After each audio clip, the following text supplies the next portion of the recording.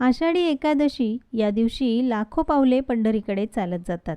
पण ज्यांना जाता येत नाही तेही आपल्या घरातून उपवास, नामस्मरण आणि भक्तिभावाने विठुरायाची सेवा करतात. आषाढी एकादशी स्पेशल उपवासाची थाळी ही फक्त रेसिपी नाही तर विठ्ठलाच्या चरणी अर्पण केलेला एक छोटासा नैवेद्य आहे. शरीराला ऊर्जा आणि पोटाला थंडावा देणारा असा हा पदार्थ, तो म्हणजे मऊ लुसलुशीत असे उपवासाचे डोसे, त्यासोबत बटाट्याची भाजी आणि चटणीसुद्धा. डोसा बघाल तर अगदी होटाने खाता येईल इतका सॉफ्ट होतो. दिवसभर जरी तुम्ही हा डोसा बनवून ठेवाल तरीसुद्धा खाऊ शकाल. जाळीदार पांढरे शुभ्र हे उपवासाचे डोसे बनवण्यासाठी घेतले आहे 1 वाटी भगर. भगरीलाच वरईचे तांदूळही म्हणतात. तर आता हे तांदूळ आपल्याला 2 ते 3 वेळा पाण्याने स्वच्छ धुवून घ्यायचे आहे. इथे मी 1 वाटी वजनी प्रमाणात बघाल तर 200 ग्राम भगर घेतली. तुम्ही तुमच्या अंदाजाने कमी जास्त करू शकता. 2 ते 3 वेळा पाण्याने स्वच्छ धुवून घ्यायचं यासाठी, कारण त्यावर भरपूर पावडर असते. आता यामध्ये भगर बुडेल इतपत पाणी घालायचं आहे. तर 2 ग्लास पाणी घालून घेतलं आणि हे आता भिजत ठेवायचं. त्याच सोबत लागणार आहे साबुदाणा. तर अर्धी वाटी साबुदाणा घ्यायचा. ज्या वाटीने आपण भगर मोजून घेतली त्याच वाटीने साबुदाणा घेतला.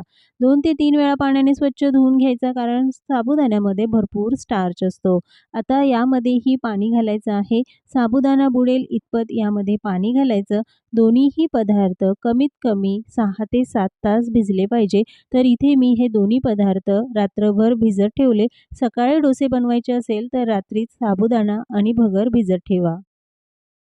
6 ते 7 तास भगर आणि साबुदाणा व्यवस्थित भिजला जातो. पण जर तुमच्याकडे एवढा वेळ नसेल तर यामध्ये थोडंसं कोमट पाणी घालून ठेवा, म्हणजे भगर आणि साबुदाणा लवकर भिजला जाईल. त्यातलं पाणी निथळून घेतलं आहे आणि साबुदाणाही बघाल तर व्यवस्थित भिजला गेला. त्यामध्ये जरासुद्धा पाणी नाही. इतपतच त्यामध्ये पाणी घाला. खूप ओलसर साबुदाणा नको, पण व्यवस्थित भिजलेला हवा. आता हे दोन्ही पदार्थ तळून घ्यायचे आहे. तर मिक्सरच्या भांड्यामध्ये थोडीशी भिजवलेली भगर आणि त्याचसोबत साबुदाणा घालायचा. 2 ते 3 चमचेच पाणी घालायचं आहे. खूप जास्त पाणी घालायचं नाही. दळताना अगदी फाईन एकदम बारीक अशी पेस्ट करायची आहे. जरासुद्धा त्यामध्ये साबुदाणा किंवा भगरीचे कण राहता कामा नये. पाणीही खूप जास्त घालू नका, नाहीतर बॅटर पातळ होईल. अशाच पद्धतीने आपण भगर आणि साबुदाणा व्यवस्थित बारीक करून घेतला आहे. बॅटरची कन्सिस्टन्सी बघाल तर इतपत पातळसर हवी. खूप जास्त घट्ट किंवा अगदी पातळ हे पीठ नको. 3 ते 4 मिनिटं हे चांगलं मिक्स करून घ्यायचं आहे, म्हणजे दोन्हीही पदार्थ छान एकजीव होतील. आता हे चांगलं मिक्स झाल्यानंतर यावर झाकण ठेवायचं आणि 10 मिनिटं हे असंच झाकून ठेवू. तोपर्यंत बनवणार आहोत आपण बटाट्याची सुकी भाजी. बटाट्याची सुकी भाजी बनवण्यासाठी मी 4 मध्यम आकाराचे हे बटाटे घेतले. कच्चेच बटाटे आहे. तुम्ही ही भाजी उकडलेल्या बटाट्यांपासूनही बनवू शकता. तर त्याचे असे हे मध्यम आकाराचे काप करून घ्यायचे आहे, किंवा मग बटाटा किसून घेतलात तरीही चालेल. बटाट्याचे काप करताना थोडेसे जाडसरच करा, खूप पातळ करायचे नाही आणि लगेचच पाण्यात घालून ठेवले म्हणजे बटाटा काळसर होत नाही. तर बटाट्याचे काप करून घेतल्यानंतर 1 वेळा पाण्याने स्वच्छ धुवून घ्यायचे आणि लगेचच त्याची फोडणी करून घेऊया. कढईमध्ये घातलं आहे 3 चमचे तेल. तेलाऐवजी तुम्ही साजूक तूपही वापरू शकता. अर्धा चमचा जिरे घालायचे. 2 ते 3 हिरव्या मिरच्या थोड्याशा उभ्या चिरून घेतल्या आहे. तुम्हाला ही भाजी अजून तिखट हवी असेल तर मिरचीचं प्रमाण थोडंसं जास्त घाला. आणि कढीपत्ता जर उपवासाला चालत असेल तर यामध्ये कढीपत्ताही घालू शकता. तर लगेचच आपण हे बटाट्याचे कापही यामध्ये घालून 2 ते 3 मिनिटं हे चांगलं परतून घेतलं. चवीनुसार मीठ घालायचं. 3 चमचे घातले आहे शेंगदाण्याचा कूट. आता हे पुन्हा चांगलं आपल्याला परतवून घ्यायचं आहे. तेलावर कमीत कमी मध्यम आचेवर 5 मिनिटं चांगलं परतवून घेतलं. त्यानंतर यामध्ये 2 ते 3 चमचे पाणी घालायचं, म्हणजे बटाटा छान शिजला जाईल. बटाटा शिजेल इतपतच पाणी घालायचं, खूप जास्त पाणी घालायचं नाही. यावर झाकण ठेवून कमी आचेवर 5 ते 6 मिनिटं भाजी शिजवून घ्यायची.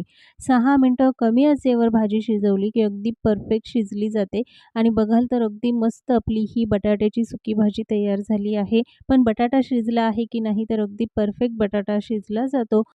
सगळ्यात शेवटी या भाजीमध्ये घालायचे आहे 4 ते 5 चमचे शेंगदाण्याचा कूट.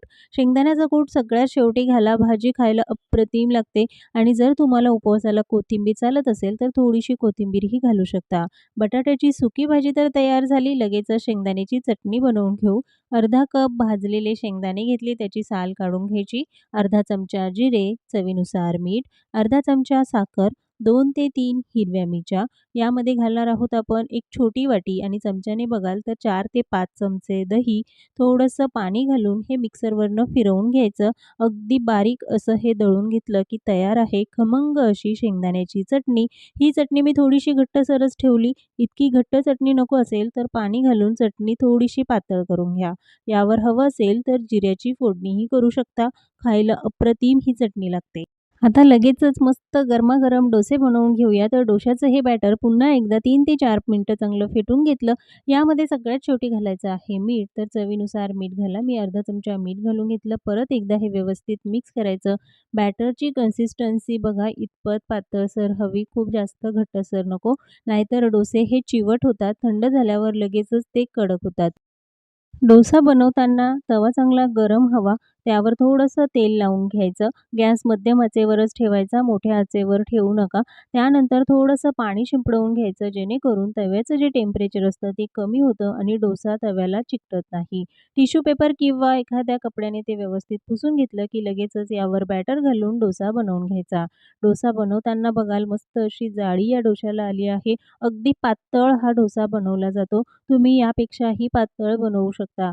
वरतून थोडंसं तेल किंवा तूप घालून घ्यायचं. तर इथे मी तेल वापरलं आहे. उपवासासाठी तुम्ही साजूक तुपाचा वापरही करू शकता. तर दुसऱ्या बाजूने डोसा छान असा भाजून घ्यायचा आहे. गॅस मात्र मध्यम आचेवरच आहे. अगदी कमी आचेवर ठेवून डोसा भाजू नका. तो व्यवस्थित भाजला जात नाही आणि कडक होतो. दोन्ही बाजूने मस्त असा डोसा भाजून घेतला. अशाच पद्धतीने आपल्याला सगळे डोसे बनवून घ्यायचे आहे. बनवायला अगदी सोपे आहे. खायला तितकेच चविष्ट. मस्त पांढरे शुभ्र मऊ लुसलुशीत जाळीदार डोसे तयार होतात. फक्त जे बॅटर आहे ते व्यवस्थित तयार झालं की डोसेही अगदी परफेक्ट तयार होतात. अशाच पद्धतीने सगळे डोसे बनवून घेतले. जे बॅटर बनवलं त्यामध्ये 20 ते 25 डोसे तयार होतात. त्यामुळे तुम्ही तुमच्या अंदाजाने बॅटर कमी-जास्त बनवू शकता. मऊ लुसलुशीत पांढरे शुभ्र हे उपवासाचे पदार्थ अगदी कमी तेलात तयार झाले आहेत. बऱ्याच वेळा उपवासासाठी जेव्हा आपण तेलकट पदार्थ खातो त्यामुळे ॲसिडिटीचा त्रास होतो. तर कमी तेलात तयार होणारे असे हे उपवासाचे पदार्थ डोसा बघाल तर थंड झाल्यावर देखील अगदी मऊ लुसलुशीत राहतो. कारण उपवासाचा जो डोसा असतो तो बऱ्याच वेळा थंड झाला की चिवट होतो, कडक होतो, खावासा वाटत नाही. पण या पद्धतीने असे हे मऊ लुसलुशीत जाळीदार डोसे, बटाट्याची सुकी भाजी आणि शेंगदाण्याची चटणी जरूर ट्राय करा. तुम्हाला नक्कीच आवडेल. उपवासासाठी असा फराळ असेल तर तुम्ही रोज उपवास कराल. मग आजचे हे तिन्हीही पदार्थ तुम्हाला कसे वाटले कमेंट्समध्ये जरूर सांगा. अशाच नवनवीन रेसिपी बघण्यासाठी शगुन्स किचन मराठी या चॅनलला सबस्क्राईब करा. पुन्हा भेटूया एका नवीन रेसिपीसोबत.